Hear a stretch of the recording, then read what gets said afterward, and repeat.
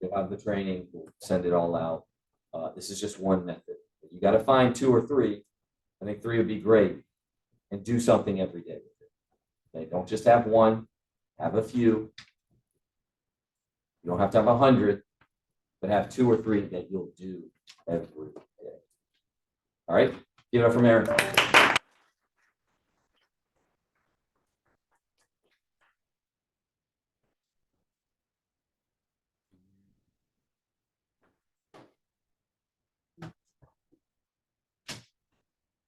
Also share your screen on Zoom.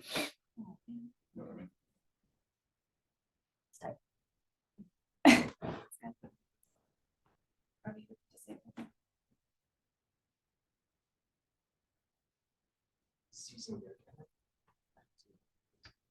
Share your screen.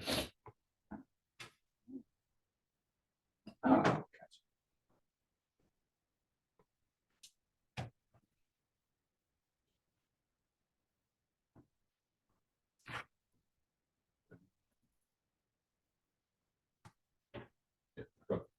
Okay, so a lot of this I took from Shondell and I just kind of made it my own. But when I'm doing LinkedIn, I am now doing local just because I do want to have more people in the office. So when I search DC, Maryland, Virginia. I'm still learning how far places are. So I forgot how big Virginia actually is.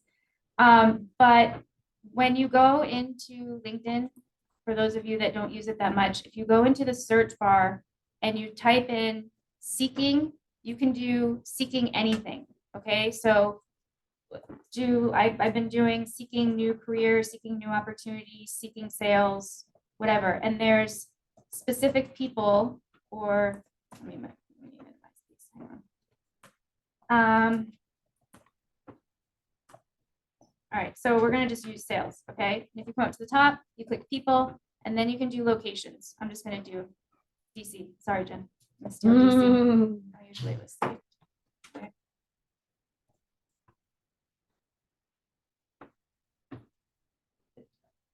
Yep. All right. So this is gonna pull up anybody who has the word seeking and sales in their profile. That doesn't mean that they're looking for something. It's just gonna, kind of hone in on more of the type of people that you're looking for.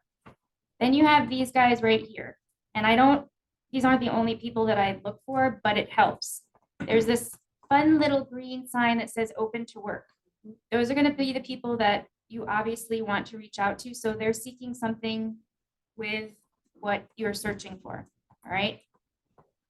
So there's 2 things that I've actually realized. One is if you go into their profile, like I've done here, and you click on contact info, they will sometimes have their email on there, which that is another way that you can reach out to somebody. All right. You can email them, and I'll show you what I email, and I will also connect with them and send them a message. Okay. So what am I sending them? You send a normal connection request Yes. first and wait till they accept that. Yeah. So what I would do is, hang on a second here. I was going to pull up a couple, but I can just do this one. All right. So I always add a note. So I just press connect and I add a note, and I have all of these pre-written out notes, and I can post all of them. I can post all of them. I need to minimize this. Sorry. Technically challenged. Okay. So I have my LinkedIn messages. So I just cut and paste. All right. So I cut and paste this where it says add a note. Okay. And what was her name? I missed it. What is it? Okay. So I just go Isabel, and then you just press send. Okay. So what'll happen is then when she connects, that message will pop up for her. So, and then what'll happen, and Dalton, I'm going to use you because you're here. So what'll happen is, there's Mr. Dalton. I will show you our conversation.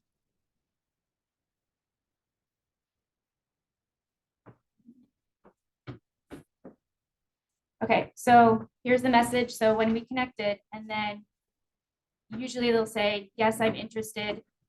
We won't go through that. And then, this isn't a good one. Dalton, didn't give me a good example. Hang on, sorry, guys. What do you see? You did, we talked too much. We talked too much.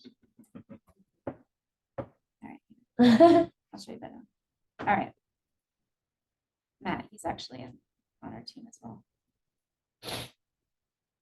So my goal is not to have a back and forth conversation with these guys. I just want to point that out. It's to, yes, I'm interested. Okay, cool. Let's set up a meeting or come to the office. All right. So Matt came to the office. All right. And he said, I'm definitely interested in learning more. Hey, Matt, thanks for responding. And I'll say either I'm scheduling meetings this week, or I will introduce the op meeting. Now I think this was a Tuesday. So I introduced the op meeting for Wednesday and had him come into the office. So like on Tuesdays, if people say they're interested, I'm gonna try and get them in the office. If they can't, then obviously we're doing a Zoom conversation, right? And then again, I'll do that same thing as we get closer to Saturday. But having them in front of you guys is much better than having them, on a Zoom. That's what I'm trying to get out of. All right, so Matt came to the meeting and then I just sent him details that I got from Level Up. All right, so for LinkedIn, when I'm sending an email, it's moving slow. Basically the same thing, but it's this right here. Hey, my name is Mary and I'm reaching out because I ran across your resume. I was curious if you're in the market for work. Same thing as the message that I sent to them. I'm looking for sharp professionals, tell them a little bit about it. And then when they respond, I'm interested. Again, I'm trying to get them into the office or making a meeting. And I always do, I got this from Bao, I do the meeting, you want to schedule it 24, 48 hours. So I'm scheduling Zoom meetings for, depending on the time of the day, but usually tomorrow or the next day. And you schedule it right there. And then I ask for what's a good email address and phone number. And that's it, guys, honestly. And I try to max out my LinkedIn like on Sunday or Monday to where they're like, you are done for the week. How many messages generally? Shondell, do you know how many messages it is we can send out under premium? I think it's like 150, 200. It's probably, between 100 and 150. Yeah. So Okay, so you're allowed to send 100 to 150 connection requests If you have. with the notes. if you have premium, if it's regular, I think it's like 50 to, is it 40? 50 to 75 maybe? 59. Yes, it's 70, yeah. Now, does it work the same way, Chantel, where people accept more than they give you more? Connections. Yeah. I don't think you get more connections. You can search more. No, you get more connections. Do you can use send it. anything for events? Okay. You use events? Or no, you just go. and search. Yeah, I mean, as I said, I tried the events thing, but I didn't get and we started to You get better overlap. results. Yeah, I do it, as I said, I'm gonna use this until it doesn't work. I mean, for some reason, I don't know if it's the part-time, whatever the message is, with I would say any 10 to 15 names that I've sent out, I've had 1 to 3, yes, I'm interested. And from that, at least 1 to 3. Yeah. But that's it, guys. Now, do you find anything helpful with having your profile look a certain way, or, 'cause I get a lot of, I don't know what they are. I copied Shondel's profile. Like legit, I did. Yeah. So I think, so if you need some great guidance, I just put my picture and used hers, duplicated hers. Yeah, her profile's nice. Yeah, and that's what I have my team, but that's what I have my team members do too. Yeah. You get spammed a lot? Chantel, do people try to spam you? Yeah, in my inbox, but I don't know. Yeah. So, Yeah, there's 13 message requests. That's fake. yeah, but you search what? You search personal trainers, right? Oh, random, yeah, random things. Random things, yeah. Sales seems to be good and career opportunity seems to be a good one as well to search for. How long does it take you to search and send 150 messages? Once you get over a certain amount, let's say, you're Yeah, I'm temporarily banned till next week. right till Sunday. Yeah, till Sunday, yeah. So then I just wait. So I don't know, if I really sit there, maybe, because some of them have emails, so 2 hours maybe. Because some of them have emails and stuff, and then they start responding and making. Oh, yeah, can you show how you do that? Yeah, so I think Matt had an email. Let's see. Okay.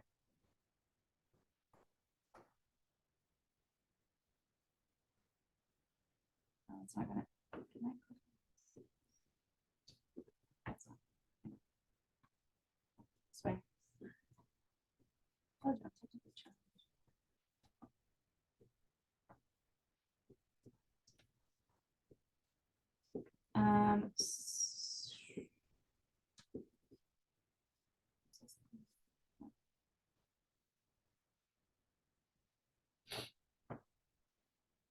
Okay, so see, he has his email here. So you can literally click on that. I send it here and then I go and I cut and paste. Right? Work smart, not hard. So I just cut and paste this and I would put it in an email and say remote work opportunity available. And then I just send them an email.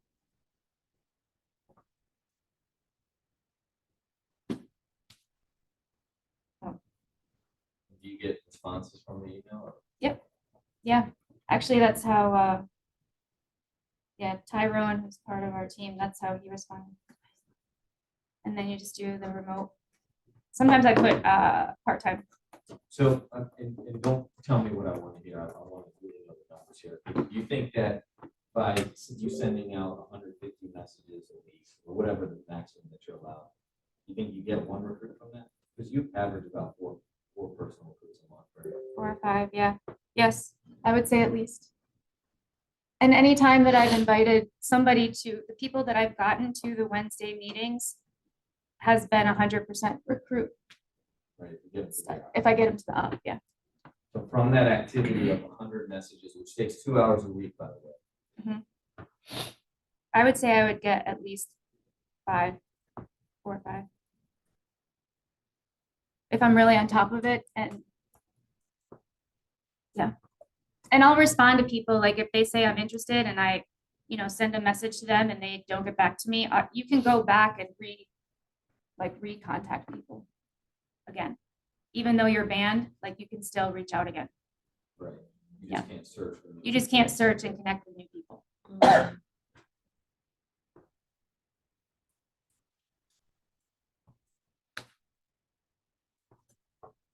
Questions?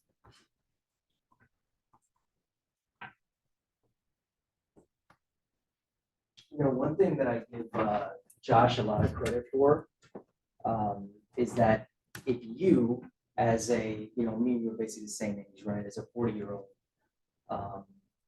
came into a different team, you may not be a recruiter, you may not be a double-digit recruiter, you may not have that mindset, and that really is a display of what you teach your people, what you impress upon your people, how you develop your people, the conversations that you have, what expectations you have of them, it can turn anybody into anybody, right? Because a lot of people would have, just because of your age or the fact that you're a mom, would have relegated you to just simply a personal producer.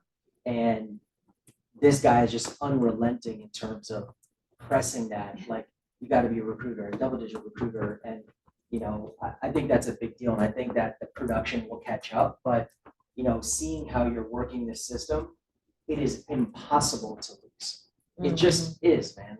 You are going to find some people that want to do the business, that want to go full time, that see the life of an RVP, want passive income, and eventually it's going to happen.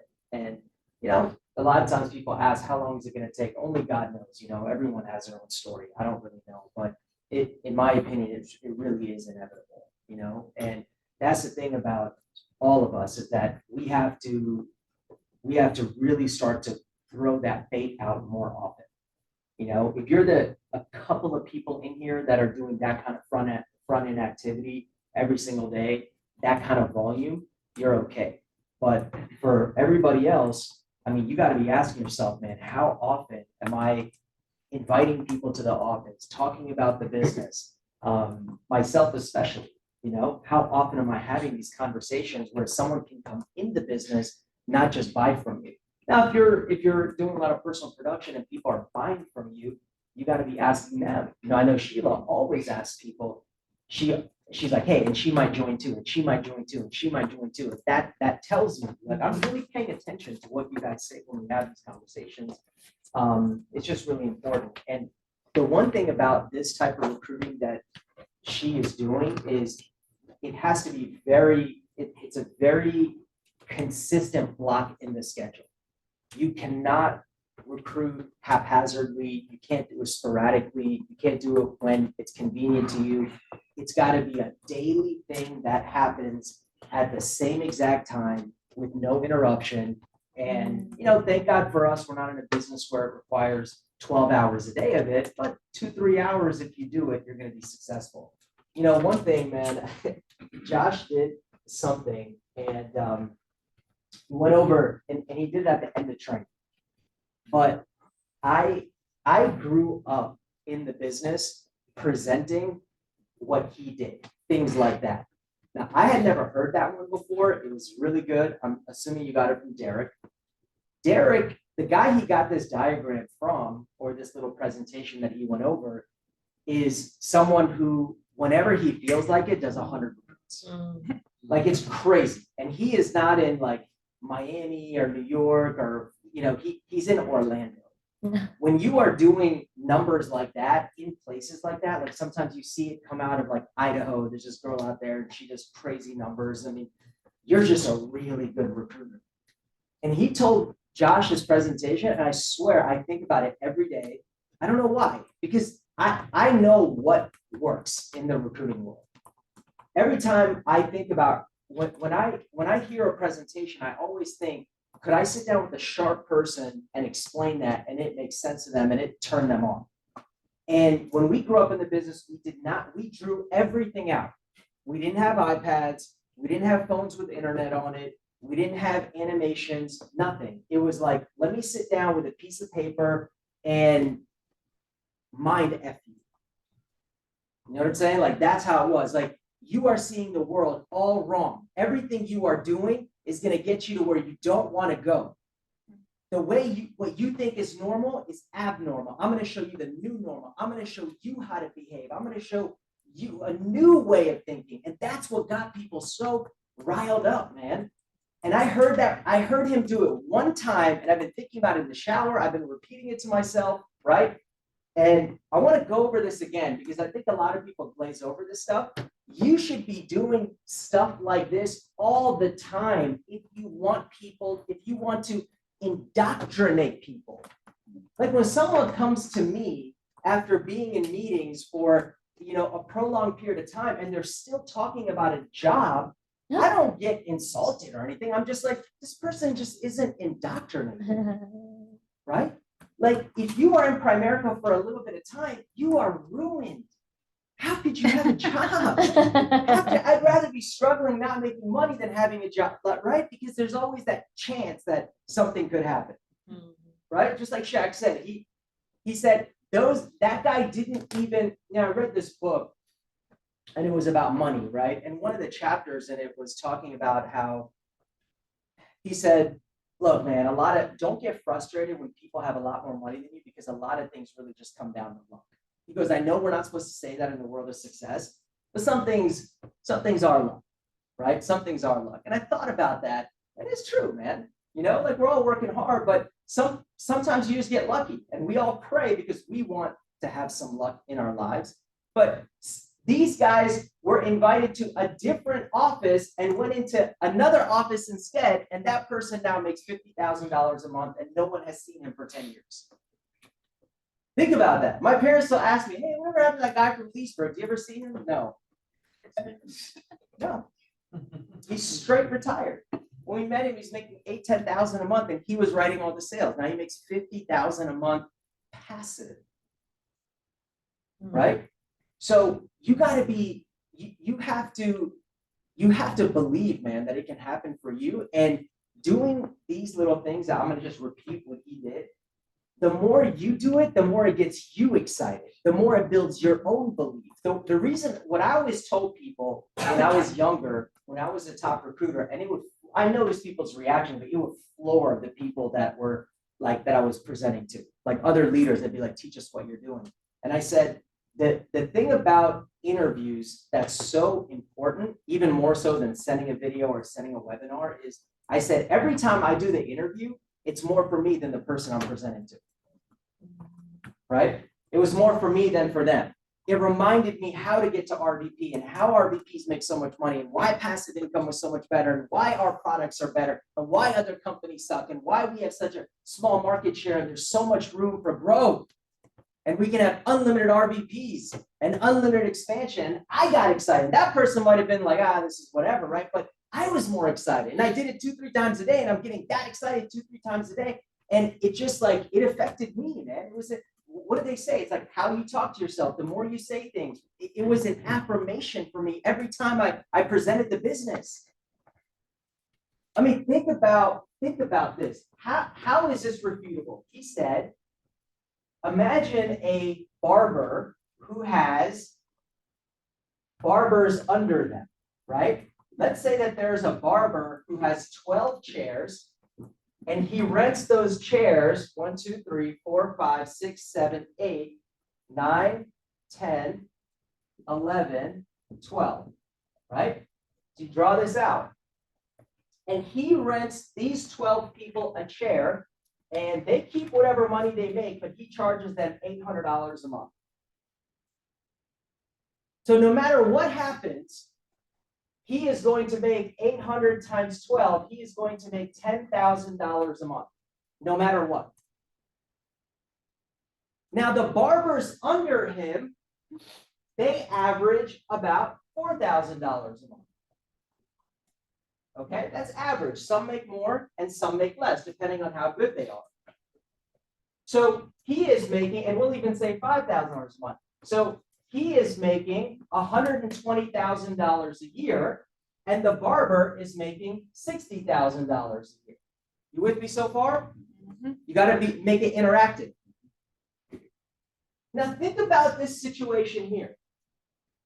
See, you have to understand the way that he is making the money. This is called passive income because he doesn't have to work for it. He just built the business. He has the chairs. He provides the infrastructure, but he is now getting paid $120,000 no matter what, even if he works 0 hours. You with me? That's called passive income.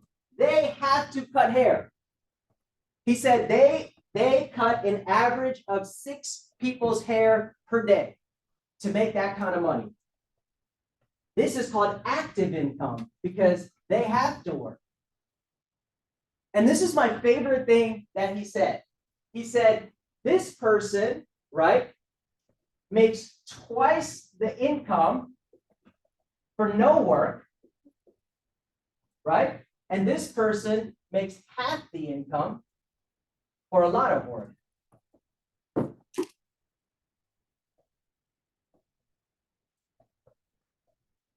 If this guy wants to make more money, he has to be a people finder. He has to find more people to pay $800 a month. Whereas this guy down here, he's a client finder. But see, here's the thing about being a people finder. There is no limit to the income. He can go to 50 barbers if he wants. In a sense, right? You can have new locations. You can expand your location. So there's no limit on income here. But this person's already cutting 6 people's hair a day. Maybe he can go to 8. Maybe he can go to 10. Maybe he can go to 12. But the growth on income is very limited.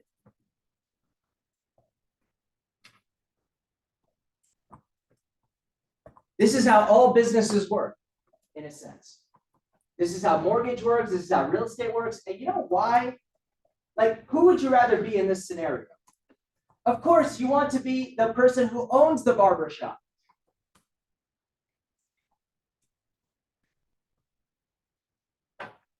But this is in a sense, I think that this is even better than real estate because depending on who you're talking to, the numbers can kind of get a little confusing for people with real estate. Hey, it's 3% that you get of the sale, this and that, blah, blah, blah. We're using 100,000, no home is 100. You know what I mean? It's like, we can make it work and we've mastered doing it. And for sophisticated people that understand the brokerage model, there's nothing better than that. But for the average person to present this is like, I have a meeting with two young guys tonight on Sheila. Like, I'm going over this. This is what people get excited about. Maybe not the 46-year-old, I'll admit that. Right? Maybe there's certain demographics at a certain age where they're kind of like set in their ways. And I'm like, okay, well, I could have done it. I didn't do it. Now I'm at a different point in my life. I get it, right? I understand that. Even my own friends, a lot of my friends are upper 30s or right around, they're just, I ain't trying to recruit them, dude. They're lazy and they're stuck in their ways. Mm-hmm. But when I talk to 24-year-olds, 25-year-olds, 27, they're jacked up about stuff like this. Because who in the F would say that they want to be down here and work? Who would say that?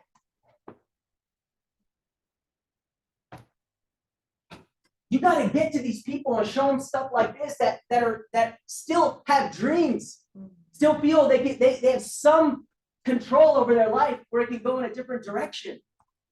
Not people who are, I'm making $100,000 for life. I can afford my Camry and my home that I got a long time ago on a low interest rate, and I'm good. And in 30 years, I'm going to get some type of benefit. Nothing wrong with that. It's just that's not, we're trying to, like I said, mind F you to the point to where you're like, I got to go find some people, man. That's how recruiting works. It's not like this logical, like, hey, come, hey, bring people, do you know anyone? Like, it's just like, it's stuff like this when you present. Look how excited I just got. I get excited presenting stuff like this. You got to have like 5 of these in your pocket, and you guys know I do, right? But like, you got to be good at when you're sitting in training or in a meeting or in a presentation, like in a fast start school, when you hear things like this, quickly internalizing and putting in your pocket and being like, oh, I got another one now. And I'm definitely pulling this one out. And then you do it the next 5 times, the next 5 people you meet, and now, boom, it's part of your arsenal. Yeah, I was gonna say, when I do the real estate, you're right. Because some people, I'll ask them in the op meeting, like, oh, I'll do the agent. You dumbass. But because they think like it's a prestigious selling job, you're right. I'm like, how? Did you hear what I just said? I just went through the cash flow. I went through the broker. Why would you pick the agent? But no one wants to be a barber. Like, the thought of cutting hair, dealing with people, like real estate's professional, and I know a realtor, and she does really well. So that you're right. They pick it all the time. Yeah, I mean, there's so much more you can say about this. Like, Dalton, like, does this person even need to know how to cut hair? Unbelievable, right? The person making the most money in a place that cuts hair may not even know how to cut hair.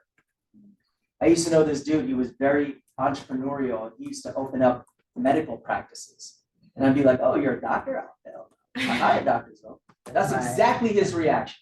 Yeah. Oh, your uncle's like that too, right? Yeah, and you used to say back in the day, you go off that that tangent. LeBron. Exactly. Yeah. Who makes more money? LeBron, the best basketball, let's say, right? The best basketball player, or the owner of the team. Right? Jerry Jones doesn't even know how to throw a football. Like, you would say stuff like that. That's right. Now, again, does this resonate with a 50-year-old? Not as much, right? And I don't mean that to be, like if someone like a Rod, who's a career entrepreneur that runs his own business, yes. But to a person who's been working for the government for 30 years, yeah, it might not. But again, you have to know what pools that you should be in, where this stuff is going to work and it's going to turn people on. So I'm telling you, man, we had, how many of these did we have, dude? Ownership, owning a car versus owning a home versus owning a business. If we would just break it all down, like it's so much better to own a business than to own a home. Derek was a barber. He cut my son's hair. I remember him talking like this. I mean, obviously he's perfected it, I'm sure. But he was a barber, so obviously this resonates with him. It's like, look, this is how you make money in my industry. It's the same thing.